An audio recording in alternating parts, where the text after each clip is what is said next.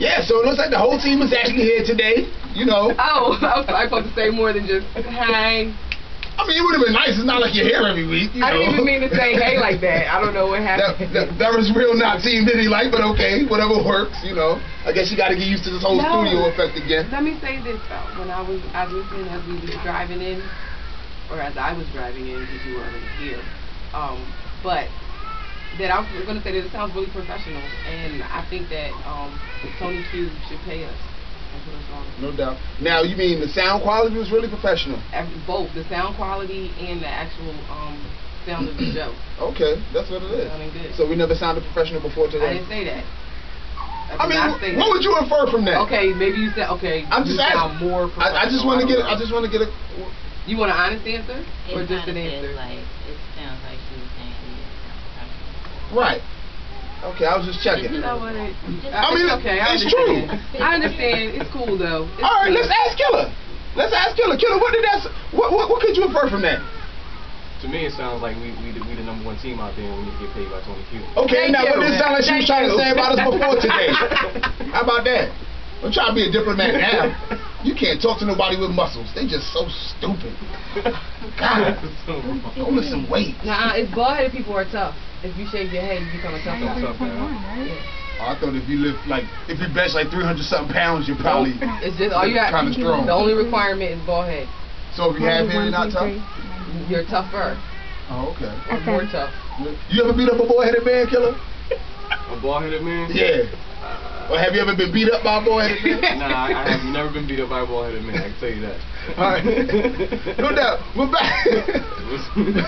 This is wild. We are professionals out here. Now back to the lecture at hand, man. Team Nitty Radio 91.3 FM. In the building right now. You know what I mean? We got an artist. I don't know if I want to say she's on the rise or she has already risen. Because, I mean, her name's kind of heavy out there in the streets. I mean, if you follow her on Twitter, you're one of over 5,000 people who's doing so. If you know anything about her bio, she's worked with some pretty heavy names. And if you've been to, I don't know, thisis50.com, I don't know, Thick Side Thursdays, I think it was called, something to that effect. You might have seen her on there. Killer, pull it up. It's right on the end, the last window. And yes, Thick Side Thursdays. She got like, I don't know, 4 or 5 pages. Let me read the title real quick. Scroll up. It says, Thick Side Thursdays presents I'm much more than just a pretty face.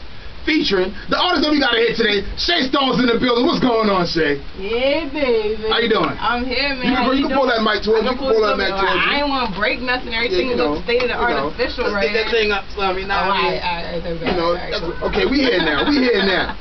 All right, now, here's the thing now. We got a lot to go over because we got a lot of music to play from her, too. She blessed us with these tracks. She blessed us with time on her schedule. So we got things to talk about now. What I want to start with is, it looks like you were originally born in Oklahoma. Yes. How did you make it from the Sooner country all the way to the first state? Well, actually, I was actually born in Oklahoma City, Oklahoma. Okay. And my mother decided to go to the Navy, and she met my father over in Philly, and she went back to Oklahoma to have me. We stayed there for a couple of years, and my dad decided, I want y'all. So she was like, I don't want to live in Philly, so we'll find somewhere else to live. And I think he literally just looked on the map and seen Delaware next door and was like, okay, we're going to go to Delaware. And got stuck there. I must admit, before I came to Delaware, never have I looked at a map and seen Delaware.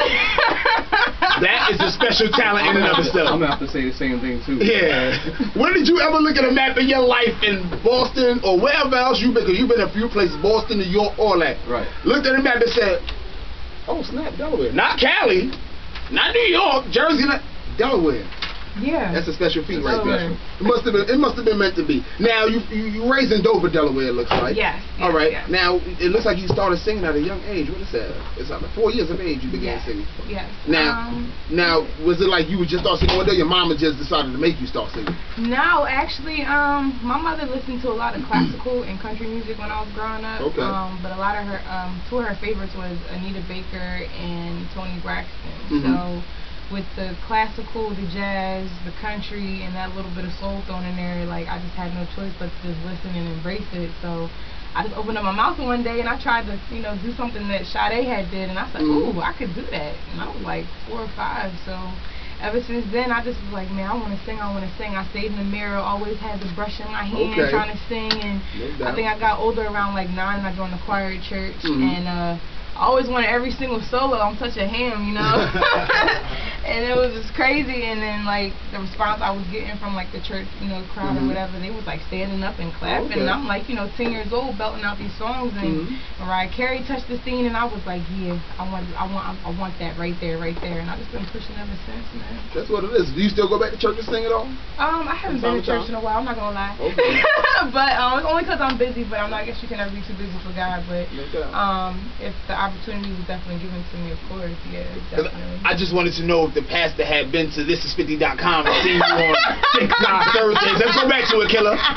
See you not just a pretty face on Thick Thigh Thursdays.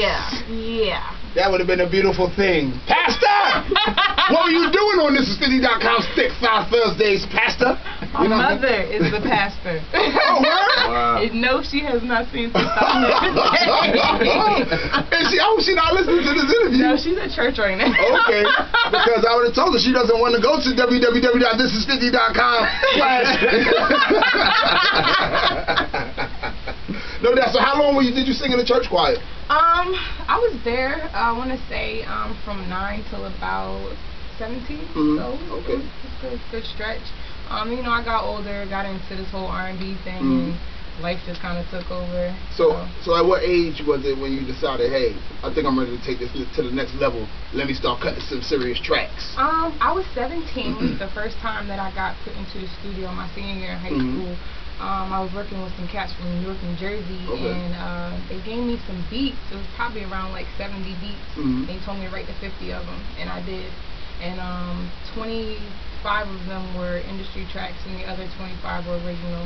And the top 22, we went ahead and made them my first mixtape, which was History in the Making, the Shay Project Volume 1. So you wrote to 50, you wrote 50 tracks basically. Yeah. And how long did it take you to write 50 tracks? It took me like 2 months.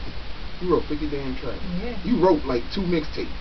Actually, it was 3. 3 mixtapes. Yeah, it was 2 mixtapes and 1 all original LP. That's wild. Now, what was the reception like when those came out? Like, well, we dropped History in the Making Volume 1 in 2004, and we sold about 4,000 copies up and down the East Coast from Florida to New York.